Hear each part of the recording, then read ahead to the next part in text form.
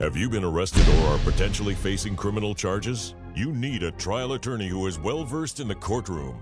Joe Flores has handled hundreds of criminal cases and many of them to trial. Joe Flores can provide you with competent representation to protect your constitutional rights in state and federal court. Joe Flores can help if you have been arrested or facing criminal charges. The law offices of Joe Flores. Equal justice for all. And we're back after a brief break. You guys were listening. Grab the popcorn and the sodas because you're in for yet more informative things that are going on in the community. I'm very excited. And we're going to be talking with Catholic Charities. Now, a lot of people, just like the homeless shelters at CC Ministries, they put it in a box. They think it's this or that. No, we're going to talk about what all of this is. And I love your name, Gigi Dean. Hi, welcome. Hi. How are you? Good. Nice Well, to have you. Catholic Charities. Okay, let's jump in feet first. Tell everybody, what is Catholic Charities? People have an idea, but they think it's a bunch of priests running around, giving food to people. That's not true. No. It's everybody's involved, right? Everybody's in that. Catholic Charities is a corporation of the Diocese of Corpus Christi. It was established in 1965. It's almost 46 years old in the community. Oh, wow. Yes.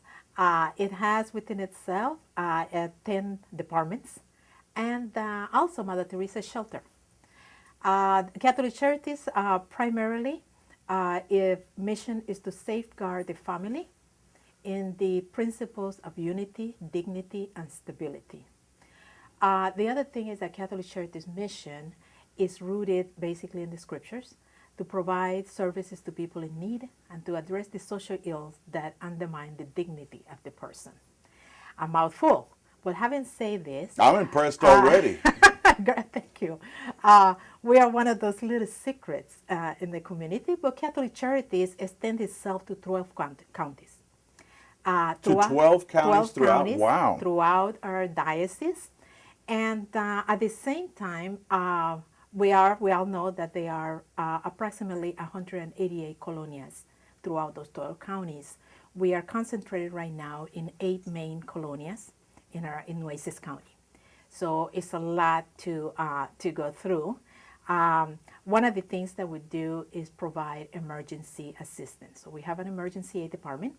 That department was created in 1968. Primary functions is to provide food. We have an extensive food pantry that opens its doors Monday through Thursday from 7:30 to 5 o'clock.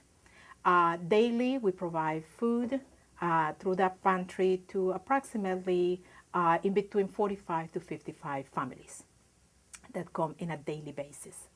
Yearly, Catholic Charities throughout all of the departments provide services to a little over 80,000 individuals.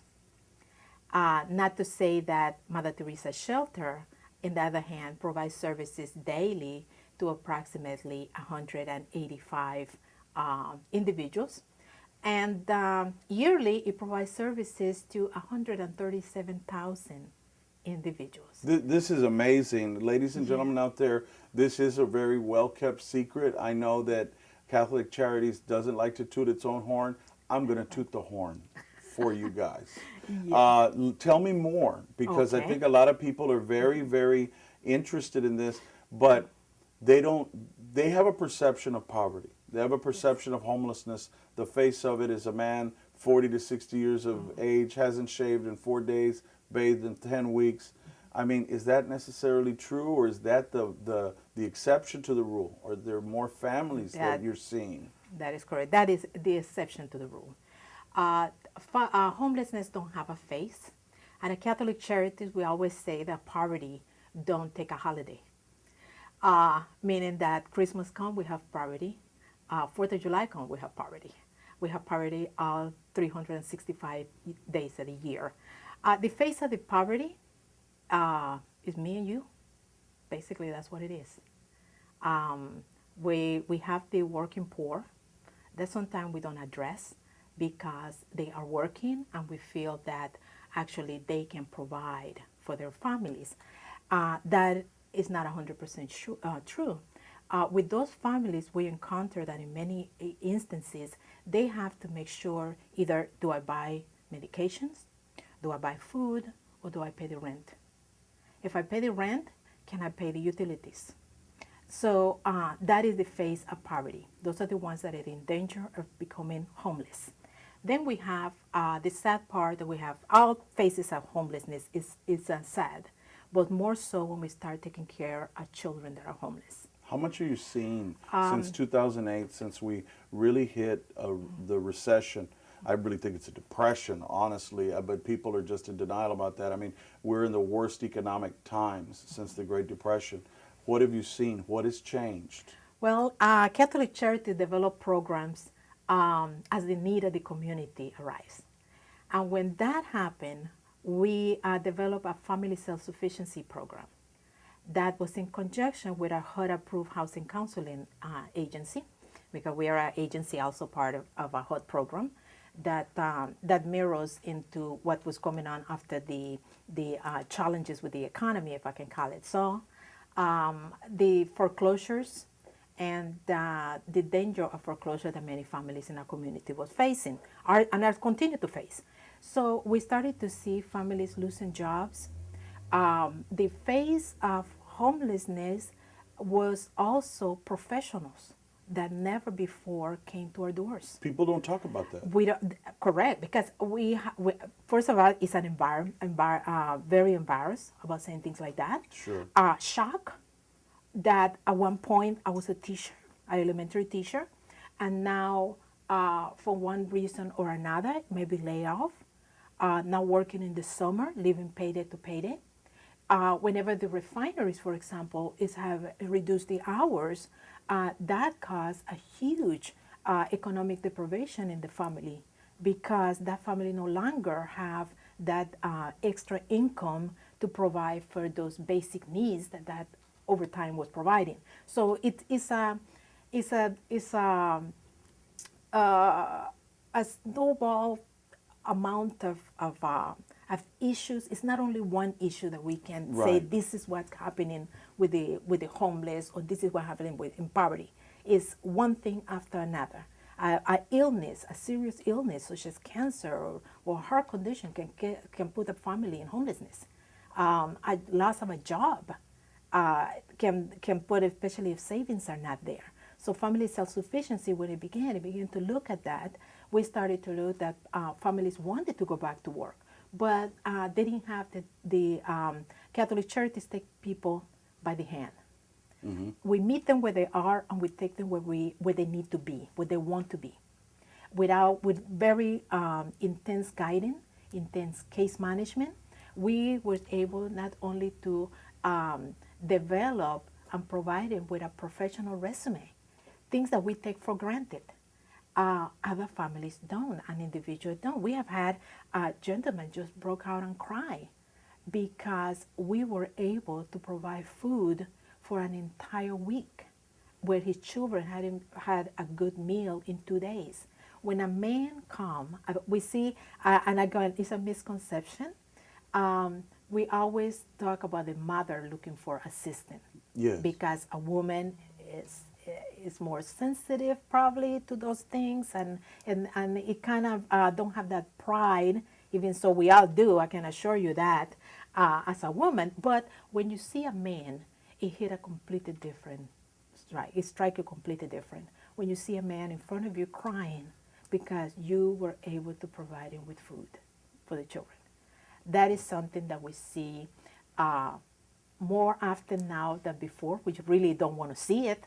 But at the same time, we started to see now placing people back to work, making sure then that we build connections in the community that will be able to provide people with works, with some type of training.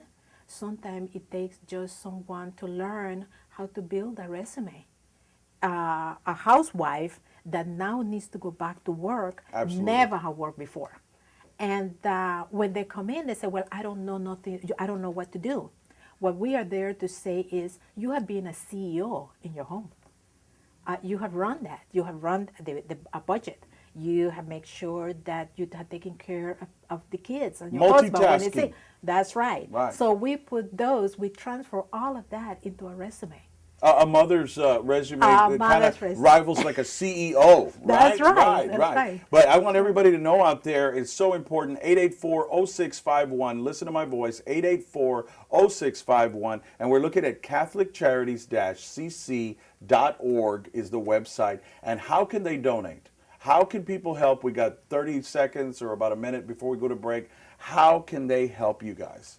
Okay, they can donate by, of course, calling. We can provide them with an address where they can send it through the mail.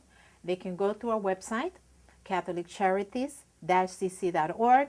We have there in our website a link that it tells you where to donate right there. You can place your donations online. You can go through the Diocese of Corpus Christi website and also place your donations and designate it to Catholic Charities. Well, we have 884-0651, and that is CatholicCharities-cc.org. You have been listening to Gigi Dean, and you also do grant writing as well as the housing and helping these people. I want to thank you for all of the work that you do. Thank you for having us. Yes, and when we come back, we're going to have another lovely lady there from Catholic Charities, Jacqueline Siller, who's going to talk about the medical side of Catholic Charities when we come back. But remember, you've been listening to Gigi Dean. She's a grant writer for them. Please call them. Help them out. 884-0651. That's 884-0651. I cannot stress it enough how to help. So we're going to take a break, and we're going to come back with Miss Siller.